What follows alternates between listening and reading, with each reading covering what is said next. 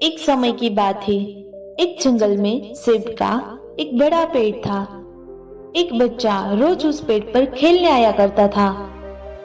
वह कभी पेड़ की डाली से लटकता, कभी फल तोड़ता, कभी उछल कूद करता था।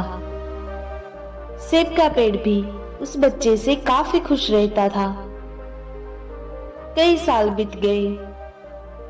अचानक एक दिन बच्चा कहीं चला गया और फिर लौट के नहीं आया। पेड़ ने उसका काफी इंतजार किया, पर वह नहीं आया। अब तो पेड़ उदास हो गया। काफी साल बाद वह बच्चा फिर से पेड़ के पास आया, पर वह अब बड़ा हो चुका था। पेड़ उसे देखकर काफी खुश हुआ और उसे अपने साथ खेलने के लिए कहा, पर बच्चा उदास होते हुए बोला कि अब वह बड़ा हो गया है, अब वह उसके साथ नहीं खेल सकता। बच्चा बोला कि अब मुझे खिलौने से खेलना अच्छा लगता है, पर मेरे पास खिलौने खरीदने के लिए पैसे नहीं है। पेड़ बोला, उदास ना हो, तुम मेरे फल तोड़ लो और उन्हें बेचकर खिलौने खरीद लो। बच्चा खुशी खुशी फल तोड़ के ले गया, लेकिन वह फिर बहुत दिनों तक वापस नहीं आया। पेड़ फिर बहुत दुखी हुआ। अचानक बहुत दिनों बाद बच्चा, जो अब जवान हो गया था, वो वापस आया। पेड़ बहुत खुश हुआ और उसे अपने साथ खेलने के लिए कहा, पर लड़के ने कहा कि वह पेड़ के साथ नहीं खेल सकता। अब मुझे कुछ पैसे चाहिए, क्योंकि मुझे अपने बच्चों के लिए घर बनाना है। पेड़ बोला, मेरी शाखाएं बहुत मजबूत है, तुम्हें इन्हें काट कर ले जाओ और अपना घर बना लो।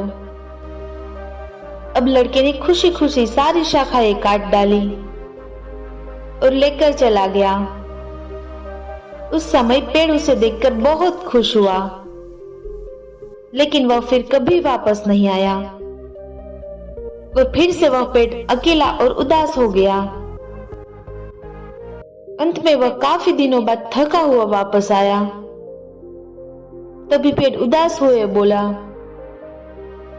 अब मेरे पास ना फल है और ना ही लकड़ी, अब मैं तुम्हारी मदद भी नहीं कर सकता।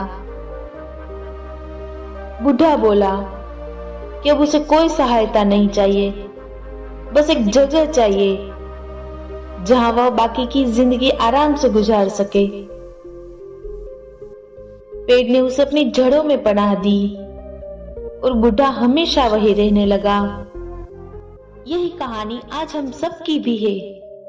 दोस्तों, इसी पेड़ की तरह हमारे माता पिता भी होते हैं। जब हम छोटे होते हैं तो उनके साथ खेलकर बड़े होते हैं और बड़े होकर उन्हें छोड़कर चले जाते हैं और तभी वापस आते हैं जब हमें कोई जरूरत होती है। धीरे धीरे ऐसे ही जीवन बीत जाता है। हमें पेड़ रूपी अपने माता पिता की सेवा करनी चाहिए, ना कि सिर्फ उनसे फायदा लेना चाहिए। इस कहानी में हमें दिखाई देता है कि उस पेड़ के लिए वह बच्चा बहुत महत्वपूर्ण था और वह बच्चा बार बार जरूरत के अनुसार उस पेड़ का उपयोग करता था, ये सब जानते हुए भी कि वह केवल उसका उपयोग ही कर रहा है। फिर भी सेब के पेड़ ने उसके अपने जड़ों में पनाह दी।